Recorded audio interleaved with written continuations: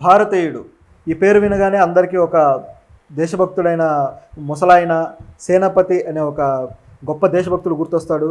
So ఈ దేశభక్తుడు ఇప్పుడు మళ్ళీ సెకండ్ పార్ట్లో మళ్ళీ వచ్చాడు.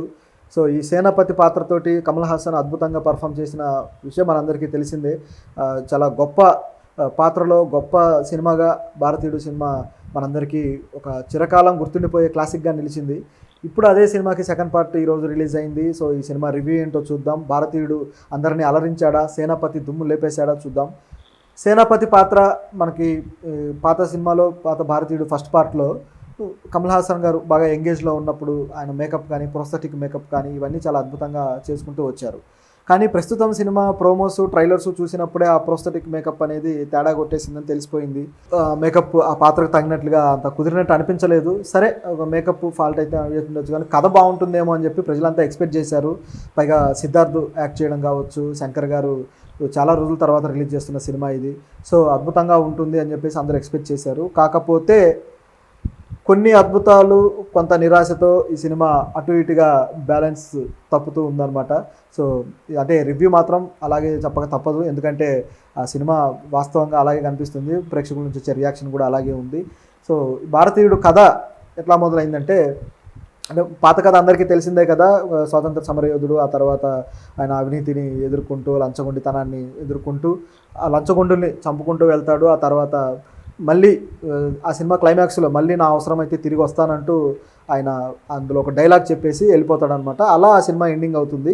ఈ సినిమా ఎలా మొదలవుతుందంటే, ఒక సిటీలో ఒక యూత్ సిద్ధార్థ్ అండ్ అతని ఫ్రెండ్స్ ఒక బార్కింగ్ డాగ్స్ అనే ఒక వెబ్సైట్ పెట్టేసి అందులో ఒక యూట్యూబ్ ఛానల్ పెట్టి అందులో ఈ లంచగొండితనాన్ని గురించి అలాగే సొసైటీలో జరిగే కొన్ని ఈ యాక్టివిటీస్ గురించి అవినీతి గురించి ఇవన్నిటిని కూడా వాళ్ళు క్యాప్చర్ చేస్తూ వాటి గురించి చెప్తూ అట్లా ఛానల్లో పెట్టడం జరుగుతూ వస్తుందన్నమాట. సో ఇలా జరుగుతున్న టైంలో ఇది రీచ్ అయ్యి ఒక ముసలాయన రియాక్ట్ అయ్యాడు. అది ఆ ముసలాయనకి ఎలా రీచ్ అయిందంటే, ఈ మర్మకళ ఏదైతే ఉందో మర్మకళ మార్షల్ ఆర్ట్స్ను ప్రాక్టీస్ చేస్తూ అలా గడుపుతూ ఉన్న ముసలాయనకి రీచ్ అయింది. రీచ్ అయిన తర్వాత అక్కడి నుంచి ఆ ముసలాయన సేనాపతి ఇక ఎలాగైనా నా అవసరం ఉంది అని చెప్పేసి ఆయన అక్కడి నుంచి తిరిగి బయలుదేరాడు. వచ్చిన తర్వాత ఇక అవినీతి అధికారుల్ని అవినీతి పరుల్ని అంతం చేయడానికి ఆయన ఏం చేశాడు ఏంటనేది మిగతా కథ.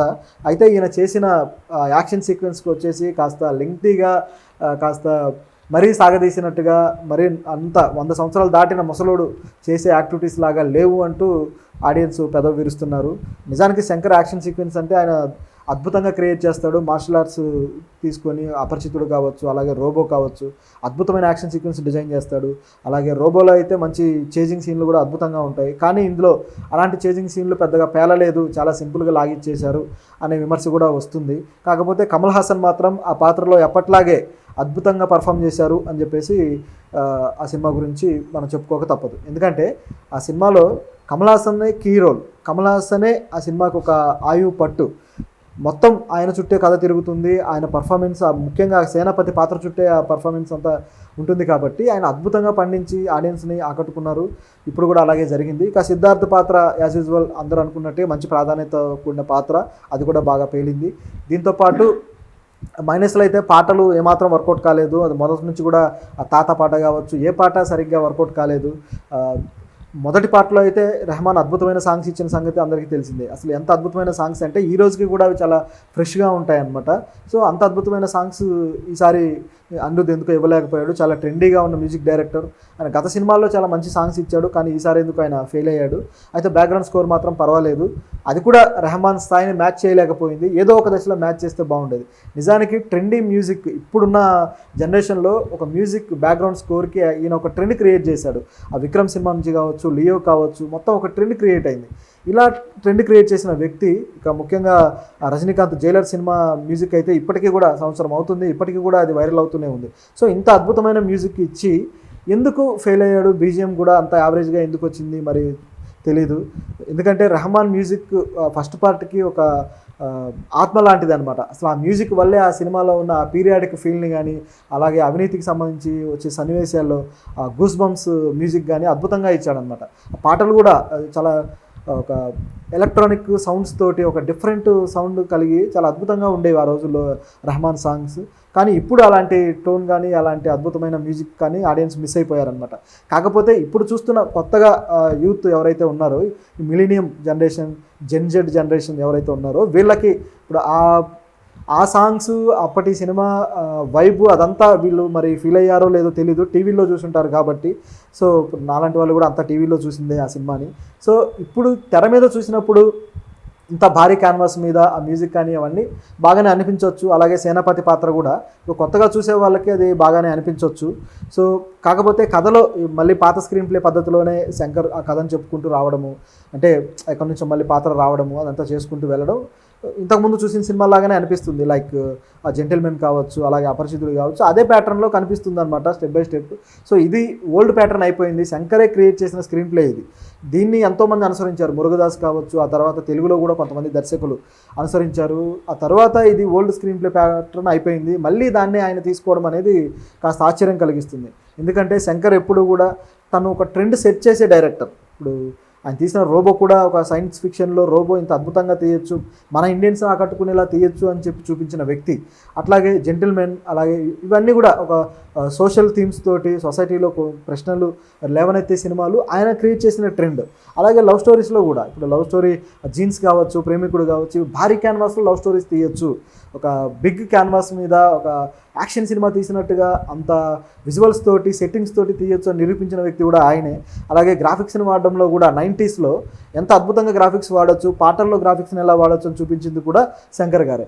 ఇవన్నీ చేసుకుంటూ వచ్చి ఒక ట్రెండ్ సెట్టర్గా నిలిచిన శంకర్ గారు ఉన్నట్టుండి ఎందుకు ఒక మళ్ళీ తన పాత సినిమాల్లోని విషయాల్ని రిపీట్ చేస్తూ అదే టెక్నాలజీని, అదే టెక్నికల్ వాల్యూస్ని రిపీట్ చేస్తూ తీయడం ఏంటి అనేది ఆశ్చర్యం కలిగిస్తుంది. ఓకే, టెక్నికల్గా అందరూ స్ట్రాంగ్గా చేసి ఉండొచ్చు, కానీ ఎప్పుడైతే క్రియేటర్ కొత్తగా క్రియేట్ చేస్తాడో దాన్ని చూపించడం వేరు, ఉన్న పాత విషయాన్ని అద్భుతంగా చూపించడం వేరు. సో తేడా ఉంటుంది. మరి శంకర్ గారు ఎందుకు ఇట్లా చేశారో తెలీదు. ఐ థింక్ ఆయనకు రైటింగ్ సపోర్ట్ అనేది కాస్త ఈ మధ్య కాలంలో తగ్గడం వల్ల కూడా కావచ్చు. ఎందుకంటే పేపర్ మీద అద్భుతంగా ఉంటే అది తెర మీద శంకర్ గారు 10 రెట్లు అద్భుతంగా చూపించగలుగుతారు. పేపర్ మీదే సాధారణంగా కనబడితే అది తెర మీద అంతకన్నా సాధారణంగా కనిపిస్తుంది. సో ఈ తేడా గొప్ప దర్శకులైనా సరే గుర్తించక తప్పదన్నమాట. మరి ఈ సినిమా ఇంకా అయితే ప్రస్తుతం ఉన్న ఆడియన్స్ అయితే మిక్స్డ్ రిపోర్ట్ ఉంది కాబట్టి ఒకవేళ నడిచే అవకాశం కూడా ఉంది, బాగానే చూడొచ్చేమో. అయితే చివరిలో ఈ సినిమా లాస్ట్లో వేసిన ట్రైలర్ ఏదైతే ఉందో థర్డ్ పార్టీకి సంబంధించి ఆ ట్రైలర్ మాత్రం చాలా ఇంట్రెస్టింగ్గా ఉంది. ఎందుకంటే ఆ ట్రైలర్ వచ్చేసి ప్రీక్వెల్ అనమాట. ప్రీక్వెల్ అంటే సేనాపతిగా మారక ముందు ఇంకా ఏం జరిగింది అనే కథతోటి, అంటే వాళ్ళ ఫాదర్, సేనాపతి వాళ్ళ ఫాదర్ కథ, ఇవన్నీ మిక్స్ చేసి ఇవన్నీ చూపించే ప్రయత్నం ఆ థర్డ్ పార్ట్లో ఉన్నట్టుగా కనిపిస్తుంది. మరి థర్డ్ పార్ట్ బాగా ఉండొచ్చేమో, ఎందుకంటే ఇప్పుడు కొత్తగా కథ రాస్తారు కాబట్టి. సీక్వెల్ అయితే రాయడానికి లేదు. 104-105 సంవత్సరాల తర్వాత ఒక ముసలాయన గురించి ఇంకా కథ రాయాలంటే ఏం కథ రాస్తారు? ఆల్రెడీ ప్రస్తుత జనరేషన్లో జరిగిందే కాబట్టి ఇక రాయడానికి కూడా ఏం ఉండదు, మరీ పని కట్టుకొని సాగదీస్తే తప్ప. ఆల్రెడీ ఈ సినిమాను సాగదీసినట్టుగానే కనపడుతుంది. సో అదే ప్రీక్వెల్కి వెళ్తే మాత్రం ముందు కథలు చెప్పే అవకాశం ఉంది. అది కూడా పీరియాడిక్ అవుతుంది. అంటే బిఫోర్ ప్రీ ఇండిపెండెన్స్ కథ, అది కూడా సేనాపతి ఫాదర్ కథ. అంటే అది ఐ థింక్ 1910లోనో లేదా 1900స్లోనో లేదా 1890స్లోనో ఇట్లా ఇంకా పీరియాడిక్ బాగా వెనక్కి వెళ్ళే అవకాశం ఉంది. కాబట్టి కొన్ని హిస్టారికల్ ఎలిమెంట్స్ దాంట్లో యాడ్ చేసే అవకాశం ఉంది. హిస్టారికల్ బ్యాక్డ్రాప్లో ఒక కథ, అంటే రియల్ కథ, గత కథలో ఎలాగైతే ఈ నేతాజీ పాత్రను తీసుకొని ఆ పాత్ర చుట్టూ ఒక ఆజాద్ హింద్ ఫౌజ్ సైనికులుగా ఈ సేనాపతిని తీసుకొచ్చారో, అలాగే ప్రీ ఇండిపెండెన్స్లో మరొక ఇప్పుడు భగత్ సింగ్ చుట్టూ లేకపోతే ఇంకేమైనా ఇంట్రెస్టింగ్ క్యారెక్టర్లు మనకు సౌత్లో కూడా అనేకం ఉన్నాయి కాబట్టి, స్వాతంత్ర సమరయోధులు లైక్ కట్టబొమ్మన్ ఇలాంటివి ఉన్నాయి కాబట్టి వాళ్ళ పాత్రలు కూడా ఆ కథకు రిలేట్ చేస్తూ తీసుకురావచ్చేమో తెలియదు. మరి చూడాలి. శంకర్ తలుచుకుంటే ఆ మాత్రం మ్యాజిక్ చేయగలడు. చూద్దాం ఏం చేస్తాడో. ఈ సినిమా అయితే మాత్రం పర్వాలేదు, బాగానే నడుస్తుంది అనిపిస్తుంది.